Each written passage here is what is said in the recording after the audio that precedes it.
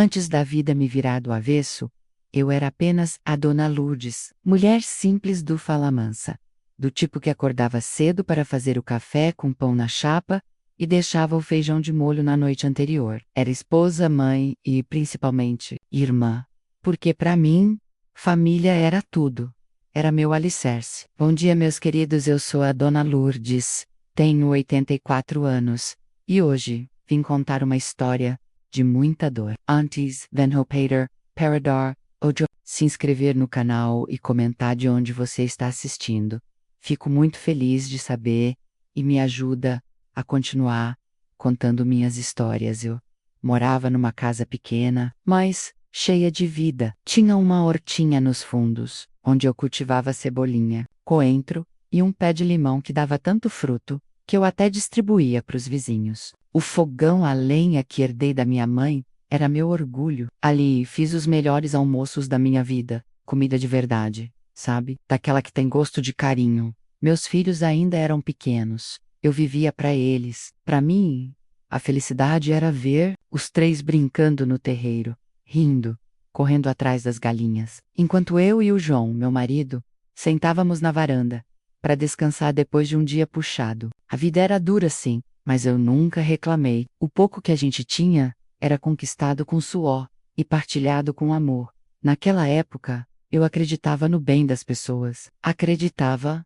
mesmo. Eu era o tipo de mulher que emprestava panela, roupa e até dinheiro que não tinha só pra ajudar. Achava que tudo que a gente dá pro mundo volta em dobro. Eu confiava, sabe, principalmente nela, na minha irmã. A Rita era mais nova que eu. Sempre foi mais falante, mais vaidosa, dessas que encantam só com o jeito de sorrir.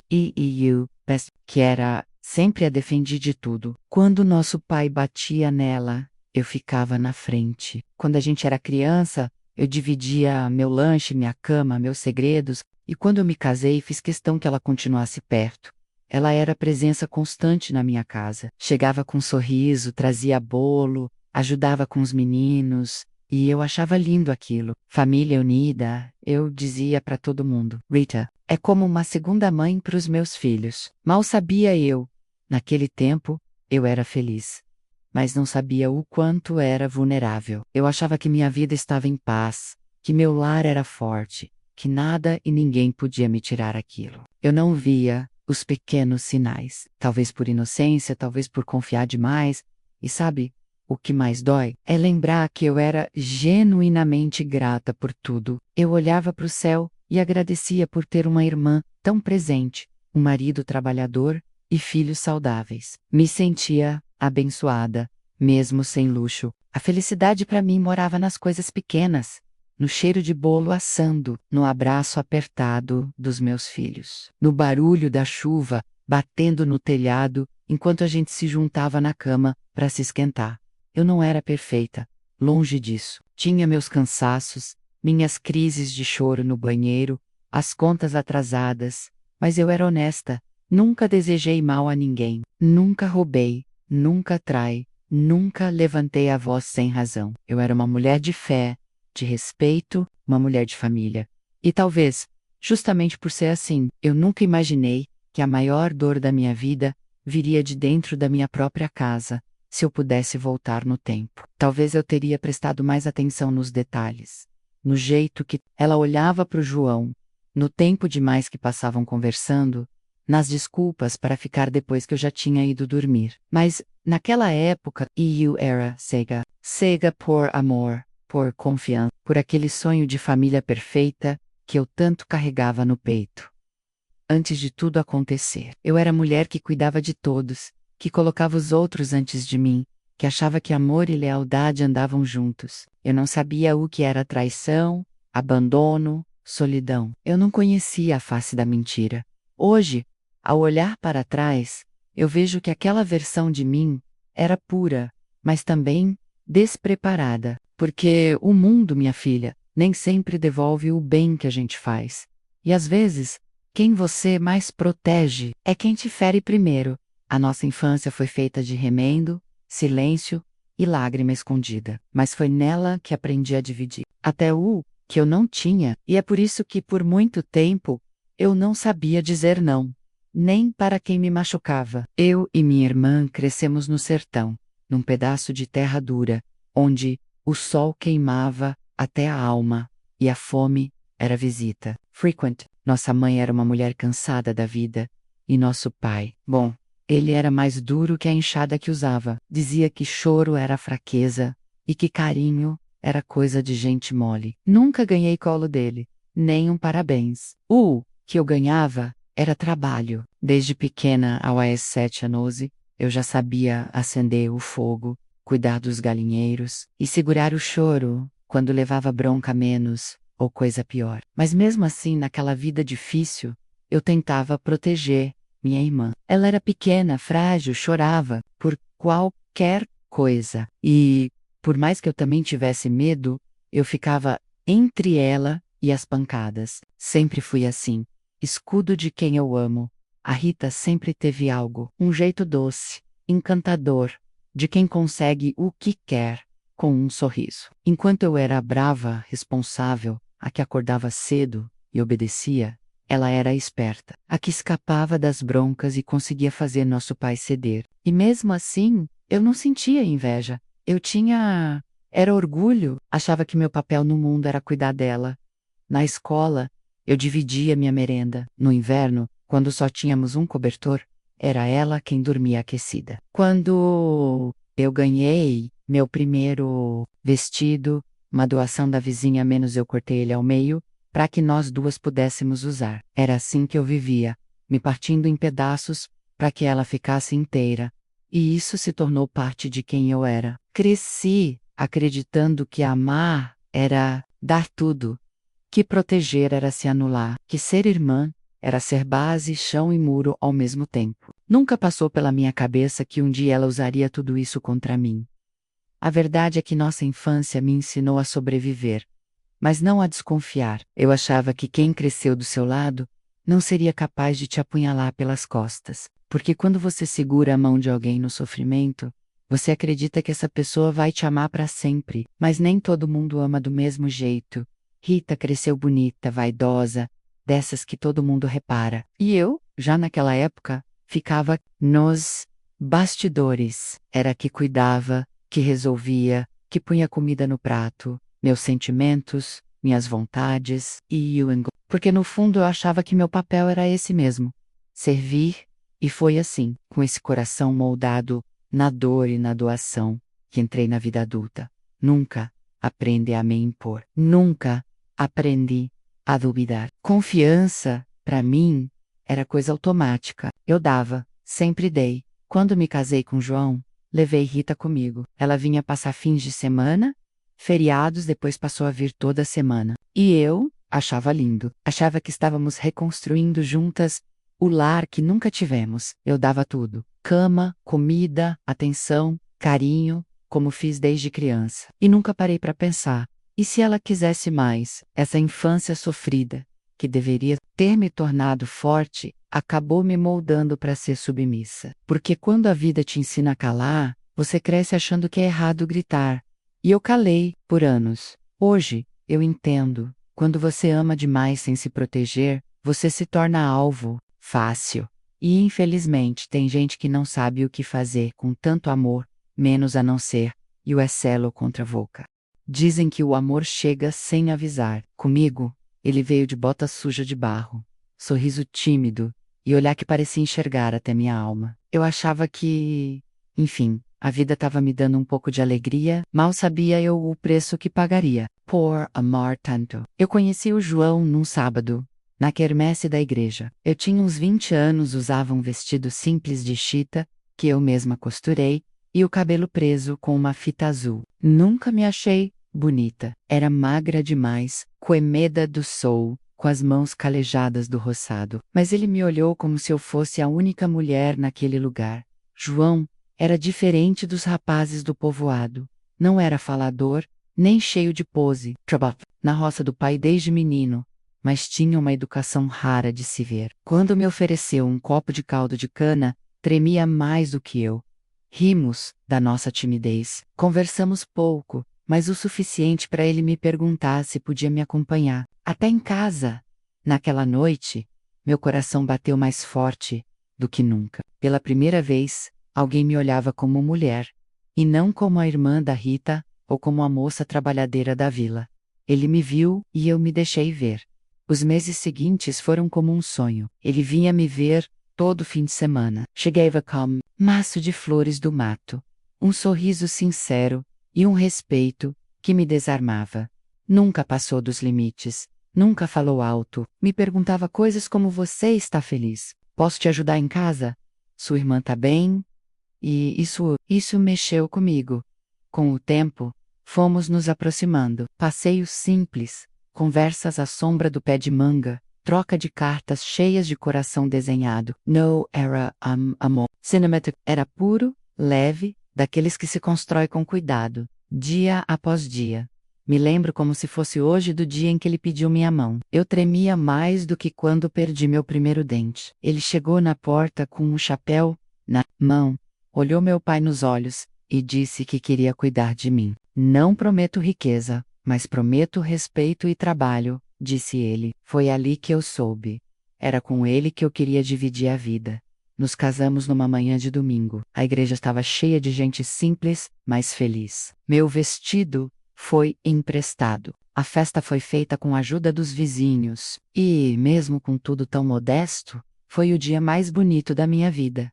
Logo vieram os filhos, 3 anjinhos que deram cor e som à nossa casa. João sempre foi presente, ajudava no banho, nas mamadas e até nas noites de febre. Eu pensava: Deus me deu tudo o que eu nunca tive.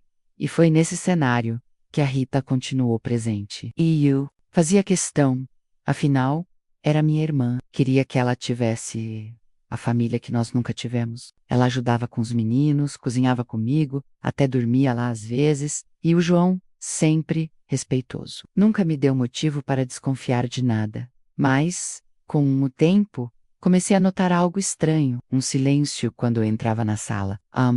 Trocado rápido demais. Mas eu me sentia culpada por pensar mal deles. É coisa da sua cabeça, eu dizia para mim mesma. Afinal, eu amava. E quando a gente ama, a gente fecha os olhos. Eu amava tanto aquele homem. E não era só amor de casal.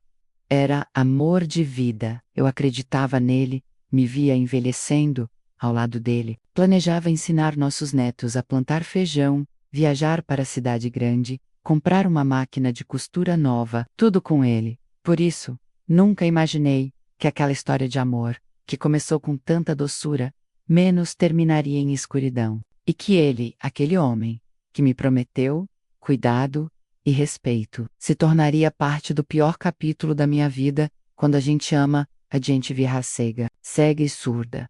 Porque eu vi, sim, vi os sinais, mas calei. Achei que era exagero, que era coisa da minha cabeça. Só que o coração da gente sempre avisa.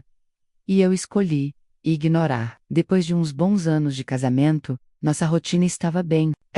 Eu cuidava da casa, das crianças, das contas, da roupa, do almoço. E o João, apesar de trabalhador, já não era o mesmo homem doce do começo. Começou a ficar mais quieto, mais impaciente. Mas eu achava normal. É o cansaço. Eu dizia: ele está só preocupado com as contas. E a Rita, ela estava cada vez mais presente. Ela dizia que vinha para me ajudar. E no começo, eu agradecia. Quem tem 3 filhos pequenos sabe como é puxado. Ela lavava a louça, fazia comida, contava histórias para os meninos. Era quase como uma segunda mãe dentro da minha casa. Mas foi aí que começaram as pequenas feridas. Tão pequenas que eu só percebi depois que viraram feridas abertas. Comecei a reparar que ela sabia de coisas que eu não tinha contado. Coisas minhas e do João.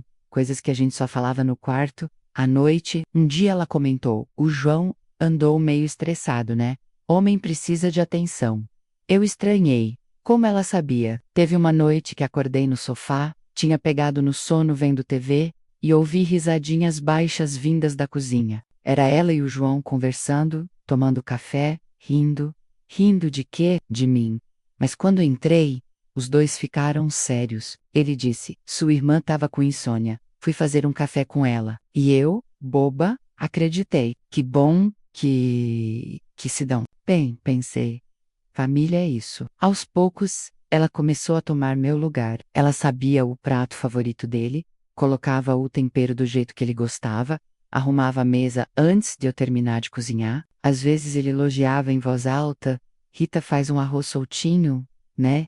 Igualzinho ao da minha mãe. Aquilo me incomodava, mas e o Sória? Me diziam que era insegurança, que eu estava cansada demais. E o Mei calava, por medo de parecer louca. Porque uma mulher, quando desconfia da irmã e do marido, é taxada como amarga, como se fosse pecado sentir.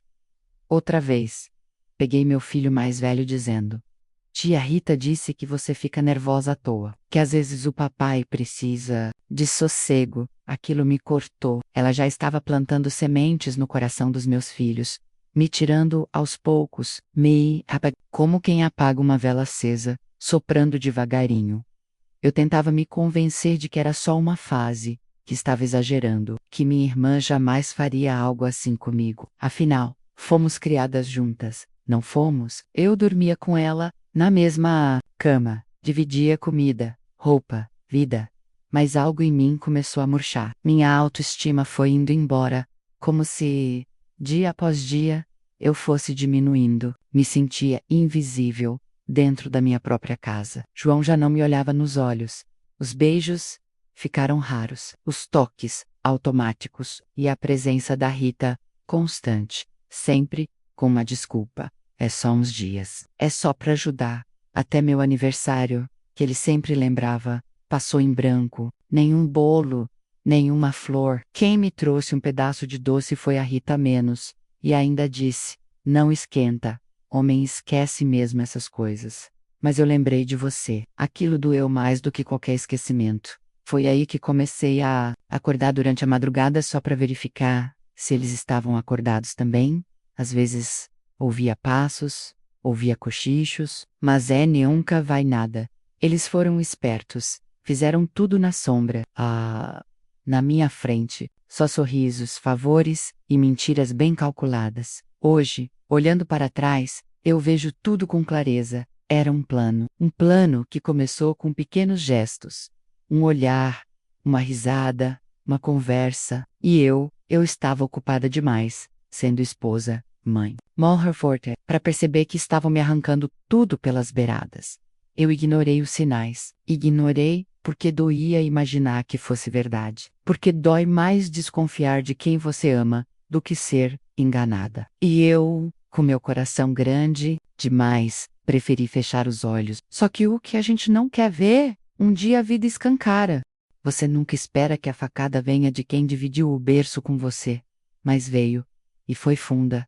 Dói mais que a morte. Porque o morto vai embora, mas a traição, ela fica morando dentro da gente. Era uma terça-feira comum. O céu, nublado, o cheiro de chuva no ar. Eu saí cedo, fui levar uma encomenda de costura na casa de uma freguesa do outro lado do bairro. Na volta comprei pão, café e até um pedacinho de queijo, um agrado, porque eu sabia que o João gostava. Eu sempre fazia isso, pequenos gestos, pequenos atos de amor, mesmo quando ele já não fazia por onde merecer. Cheguei em casa por volta das 3 da tarde. A casa estava em silêncio. Estranhei. Meus filhos estavam na escola, então imaginei que talvez os dois estivessem dormindo. Chamei: João, Rita. Ninguém respondeu. Fui até a cozinha, deixei as sacolas e, ouvi um barulho baixo como uma risada abafada. Vinha do meu quarto. Na hora meu corpo gelou. Um arrepio subiu pelas costas. Senti as pernas fraquejarem. Mas fui, devagar. O coração batia tão alto que parecia que ia estourar no peito. E quando abri a porta, menos mesmo com todo o medo do mundo, vi o que nenhuma mulher deveria ver. Os dois. Na minha cama. A cama onde eu gerei meus filhos. Onde sonhei meus futuros. Onde dormi ao lado de um homem que eu jurei amar até o fim. A cena foi rápida. Eles se afastaram, tentaram se cobrir, balbuciaram coisas que eu não escutei. Porque ali, naquele instante, eu não era mais gente. Eu era um vazio, um pedaço de carne rasgado por dentro. Eu fiquei parada, só olhando. Acho que meu corpo congelou. E eu não corei. Só. Travei. O João tentou falar, Não é o que você está pensando. E a Rita, com a cara lavada, ainda teve coragem de dizer: a gente não queria te magoar, não queria me magoar. Ela dormiu com meu marido e ainda ousa dizer isso? Dentro da minha casa, na minha cama? Ali eu vi tudo que construí desmoronar: meu casamento, minha confiança, minha irmã, tudo se transformando em cacos no chão. E o pior do tudo, não era uma aventura de uma noite. Eu sabia, era algo que vinha acontecendo há meses, talvez anos, e eu, burra, alimentando cobra dentro do meu ninho. Saí de casa sem rumo, nem lembro como cheguei na praça. Me sentei num banco e chorei como criança. Chorei tanto que uma senhora veio perguntar se eu precisava de ajuda, mas o que ela podia fazer? Me dar um novo coração. Voltei à noite. Os dois já tinham saído. No lugar deles, deixaram um bilhete maldito: vamos embora juntos. Não foi fácil tomar essa decisão, mas a gente se ama. Você é forte, vai superar. Superar? Eles destruíram minha vida e achavam que eu ia superar como se fosse um tropeço na calçada? Me tranquei no quarto, por dias. Não comia, não falava, só chorava. Os meninos, pequenos, não entendiam. Perguntavam pela tia, pelo pai, e eu, sem saber como explicar, apenas dizia que eles foram viajar. Foram, levaram parte de mim. Levaram minha paz, minha dignidade, meu chão. Levaram o João, mas também levaram minha irmã, menos a última pessoa do mundo, em quem eu ainda confiava. E ali, naquele silêncio esmagador, eu entendi o que era o fundo do poço. Entendi que uma traição não mata só o amor. Ela mata quem a gente era antes dela, mata o brilho nos olhos, o gosto do café, a vontade de cantarolar enquanto limpa a casa. Eu morri ali. E o que sobrou foi só o que restou depois que eles me destruíram. Quando perdi meu marido e minha irmã, eu achei que já tinha sofrido o suficiente, mas o destino ainda me guardava a maior das crueldades. Ver meus próprios filhos sendo arrancados de mim aos poucos, como quem arranca o ar de um peito já machucado. Depois da traição, fiquei sozinha, com meus 3 filhos. Eles eram pequenos, inocentes demais para entender a gravidade daquilo tudo. O mais velho tinha 9 anos, a do meio 6, e o caçulinha 4. Eles perguntavam pelo pai e pela tia quase todos os dias. E eu, sem forças para contar a verdade, apenas dizia: eles estão longe, mas a mamãe está aqui e vai cuidar de vocês. Mas por dentro, eu estava em pedaços. Tentava sorrir, tentava brincar, fazer arroz com ovo como eles gostavam, inventar histórias na hora de dormir, mas minha voz saía tremida. Meu abraço era fraco, e meu olhar, perdido. João e Rita foram embora juntos, mas não sumiram. Depois de um tempo, começaram a mandar presentes para as crianças. Brinquedos caros, roupas novas, doces, coisas que eu não podia dar. E junto com os pacotes, vinham mensagens do papai e da tia, com saudade. No começo, eu escondia, rasgava os papéis, guardava os brinquedos, mas logo começaram a me procurar legalmente. Disseram que tinham condições melhores, que podiam oferecer mais conforto. João já tinha um trabalho novo, uma casa nova, e o apoio de Rita, claro, que fazia o papel da nova mãezinha feliz. Começaram a me atacar de todos os lados. Disseram que eu estava emocionalmente instável, que eu chorava demais na frente das crianças, que eu gritava, que eu estava deprimida, descuidada. Mentiram tanto e com tanta convicção que começaram a convencer até quem me conhecia. Eu implorei para Deus. Chorei ajoelhada no banheiro, na cozinha, no quintal, pedi, supliquei, até ofereci minha vida, se fosse preciso, mas parecia que ninguém me escutava.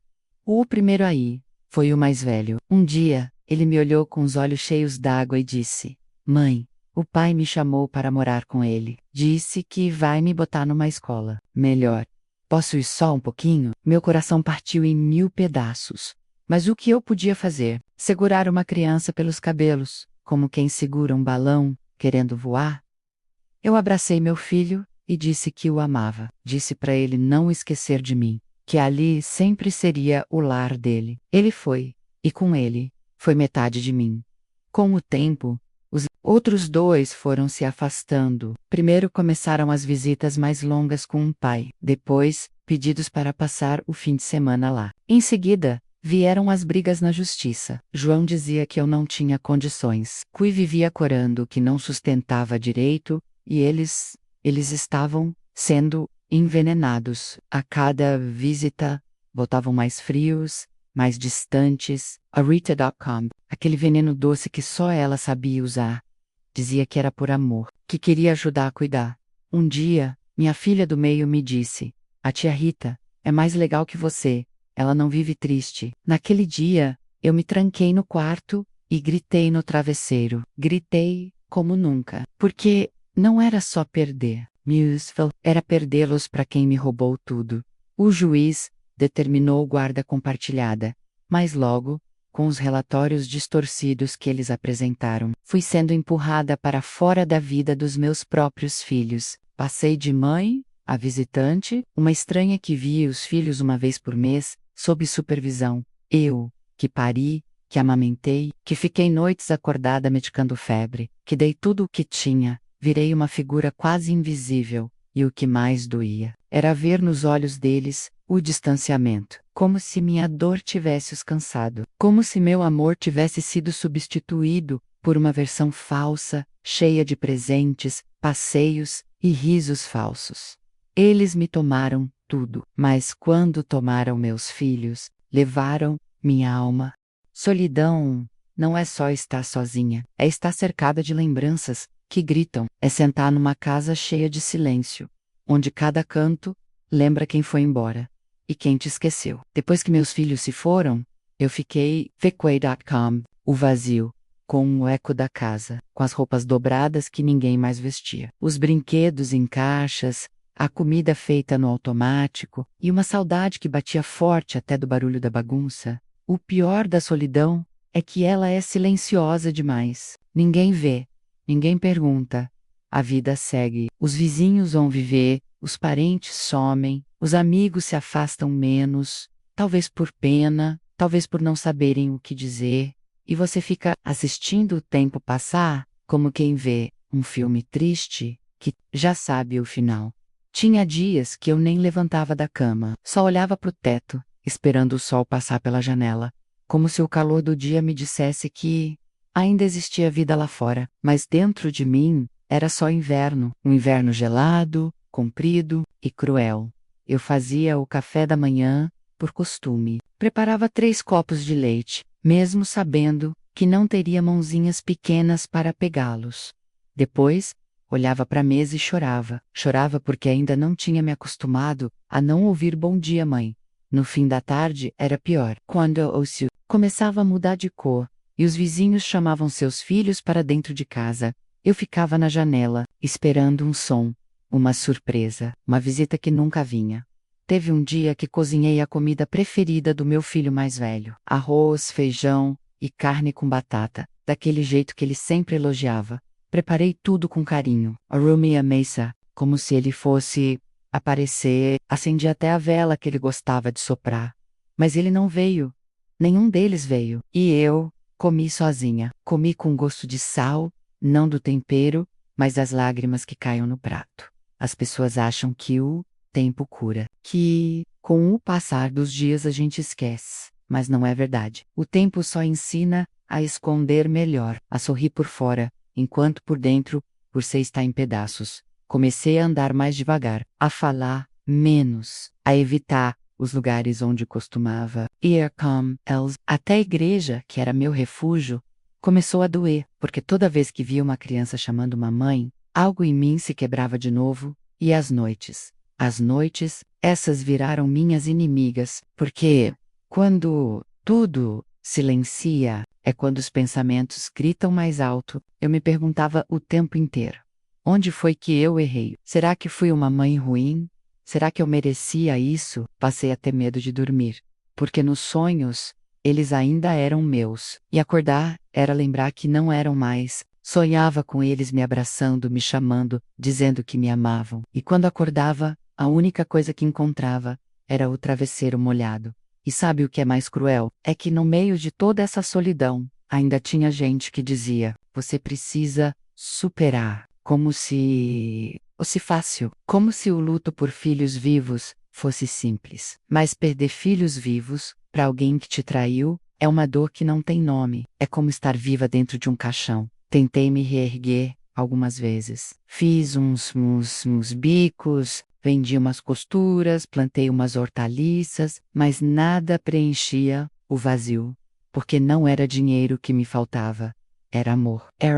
Era bagunça no quintal. O barulho dos pés correndo no corredor. A voz me chamando de mãe. E ninguém via isso. Ninguém se importava. Porque, pro mundo, eu era só mais uma senhora calada, cansada, que vivia sozinha. Mal sabiam que dentro daquela mulher, morava uma dor sem fim. A solidão é traiçoeira.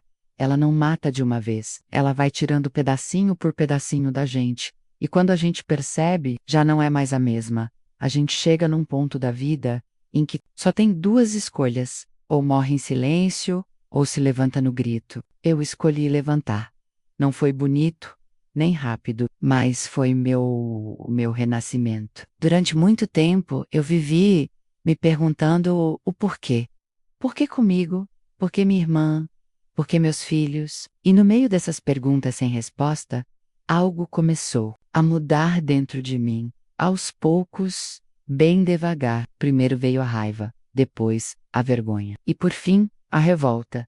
Mas uma revolta que não gritava. Era uma revolta muda, que crescia no silêncio, alimentada por cada lágrima, engolida por cada humilhação, por cada vez que eu olhava para as fotos dos meus filhos e não podia abraçá-los. Era uma revolta de quem cansou de esperar que alguém viesse salvá-la. E foi aí que eu decidi: ninguém vai me tirar de mim, nem minha irmã, nem meu ex-marido, nem esse mundo injusto.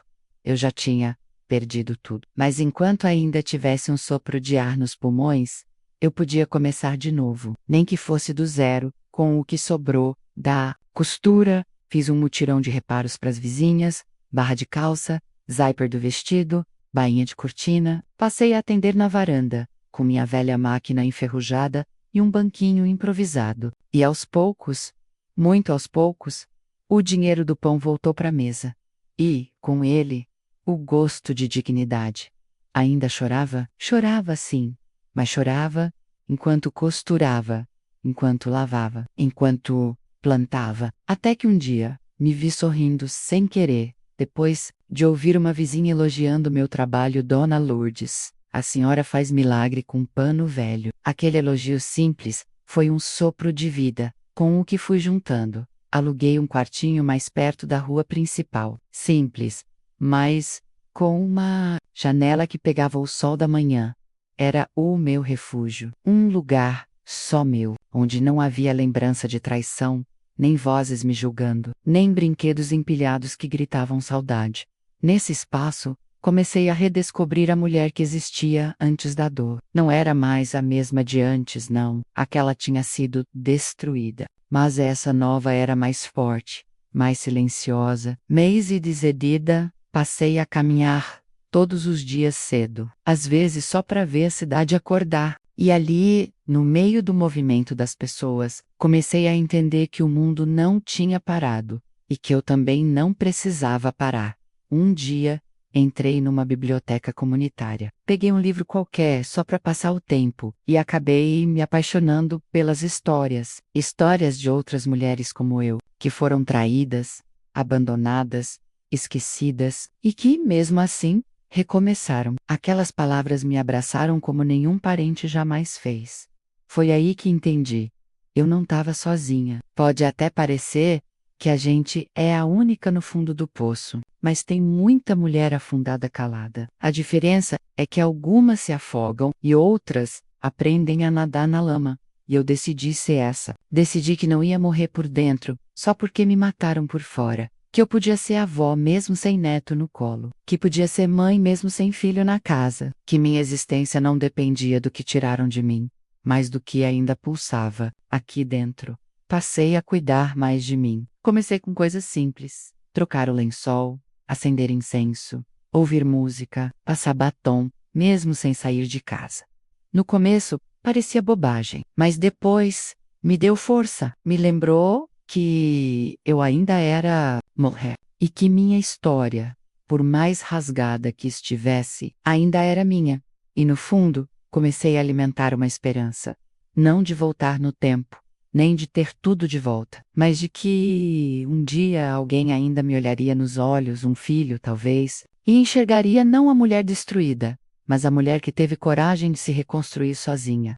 A gente passa anos imaginando o rosto, a voz, o abraço, sem saber se vai viver para sentir de novo, e quando o reencontro acontece, ele não apaga a dor, mas aquece e cura, devagarinho, os pedaços que ficaram frios por tanto tempo. Jay, tinham se passado mais de 8 anos, desde que meus filhos se afastaram de vez. O tempo tinha mudado tudo, meu corpo, minha casa, meu jeito de falar. Mas uma coisa nunca mudou, a esperança. Ela estava lá, quietinha, como um fio de luz que nunca se apagava, mesmo nas noites mais escuras. Eu não sabia mais onde estavam. A justiça não ajudava, e as cartas que mandei nunca tiveram resposta. No fundo, achava que eles me tinham esquecido de vez, que a Rita e o João tinham conseguido apagar meu nome da memória deles, que para eles eu era só uma sombra do passado. Até que um dia, do nada, enquanto eu atendia uma moça na porta do meu quartinho de costura, ouvi uma voz diferente atrás de mim. A senhora é a dona Lourdes? Me virei, com um coração acelerado. Era um rapaz alto, magro, com os olhos muito parecidos com os do meu João.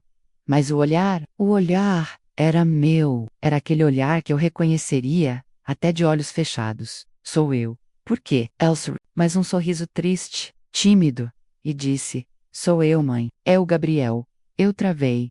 Não sabia se chorava, se gritava, se abraçava. Meu corpo ficou sem reação, mas minha alma se jogou nos braços dele antes mesmo de eu me mover. Chorei tanto que parecia que meu peito ia explodir. E ele também me abraçou como quem tenta recuperar o tempo perdido. Como se, naquele momento, a gente tentasse costurar tudo que foi rasgado durante anos. Me perdoa, mãe. Me perdoa por tudo. Eu balançava a cabeça dizendo não, com lágrimas nos olhos. Porque um filho não precisa pedir perdão por ter sido levado. Eu é que sentia que devia desculpas por não ter conseguido lutar mais. Porter Cyril, fraca, por ter deixado o mundo nos separar. Conversamos por horas. Ele contou tudo, que com o tempo, começou a questionar as histórias que ouvia, que cresceu ouvindo que eu era instável, desequilibrada, perigosa, mas que algo dentro dele sempre duvidava, sempre sentia um vazio. Nenhuma outra mulher, mãe, nenhuma, me deu o amor que você me deu nos primeiros anos da minha vida. Eu lembro do seu cheiro, do seu jeito de me embalar, e nenhum presente da tia, nenhum passeio do pai, substituiu isso. Ele disse que cresceu, e assim que fez 18, começou a me procurar, pelas redes sociais por registros, por conhecidos da antiga vizinhança. Demorou, mas achou. E naquele dia, ali na frente do meu barraco de costura, a vida me deu de volta um pedaço de mim que eu achava perdido para sempre.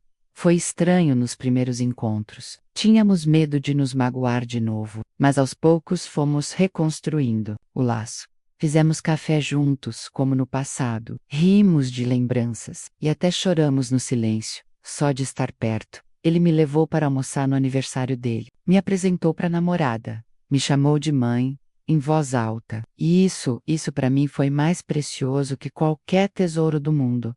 Porque me senti viva, me senti reconhecida com o tempo. Ele mesmo foi puxando os irmãos. Não forçou nada.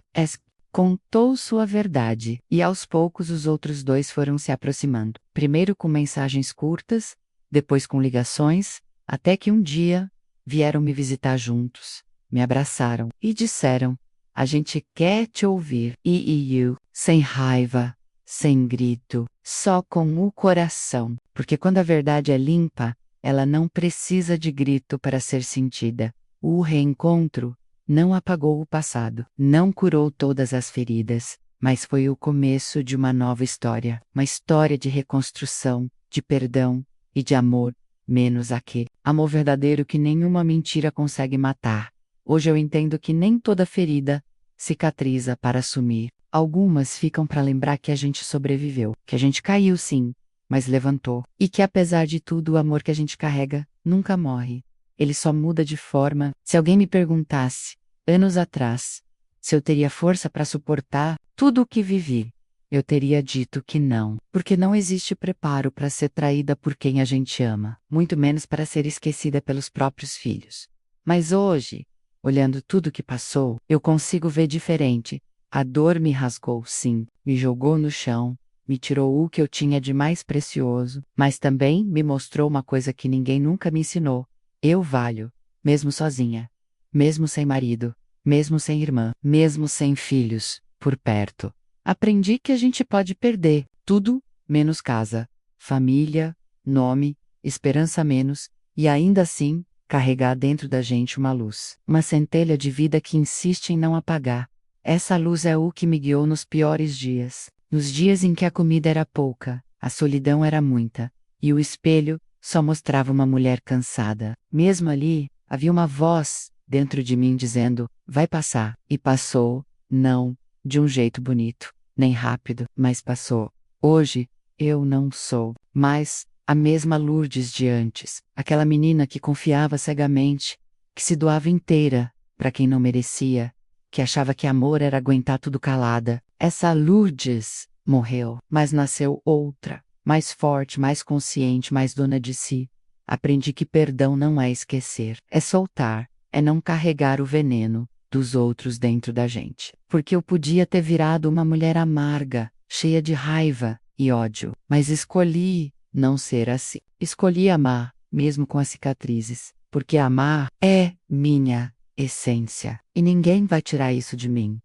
Aprendi que família não é só quem divide sangue, é quem cuida, quem respeita, quem fica quando todo mundo vai embora. E que o sangue sem amor é só uma linha invisível que a vida pode romper. E aos meus filhos, se um dia lerem ou ouvirem isso, quero que saibam, eu nunca deixei de amar vocês. Nem por um dia, mesmo quando me esqueceram, mesmo quando me chamaram de louca, mesmo quando me viraram as costas, eu amei. E rezei todas as noites, para um dia poder abraçar vocês de novo, sem cobrança, sem mágoa, só com amor. Não guardo raiva da minha irmã, nem do pai dos meus filhos. Eles fizeram as escolhas deles, carregam suas cruzes. E eu carrego a minha menos, só que agora, com mais leveza, porque decidi não me tornar igual a quem me machucou. Se eu pudesse deixar uma lição para o mundo, seria essa: nunca duvide da força de uma mulher ferida. Nunca ache que uma mãe é fraca porque chora. Nunca subestime a capacidade de alguém recomeçar. Depois de ser arrancado de si, eu sou prova disso. E se você que está me ouvindo ou lendo sente que perdeu tudo, que foi deixada de lado, traída, esquecida, escuta aqui. Essa vó que viveu tudo isso, você ainda está viva. E se você está viva, você ainda tem escolha. Pode cair, pode gritar, pode chorar, mas nunca, nunca desista de você. Porque um dia, sem aviso, a vida pode te devolver aquilo que você achava perdido. Um abraço, um pedido de desculpa, ou às vezes uma paz que você nem sabia que existia. E nesse dia, você vai olhar para o seu passado, menos cheio de dor, e vai dizer: eu sobrevivi, e não me tornei o que fizeram comigo. Essa é minha história. E se ela servir para curar, alertar ou fortalecer uma só mulher, então todo esse sofrimento não foi em vão.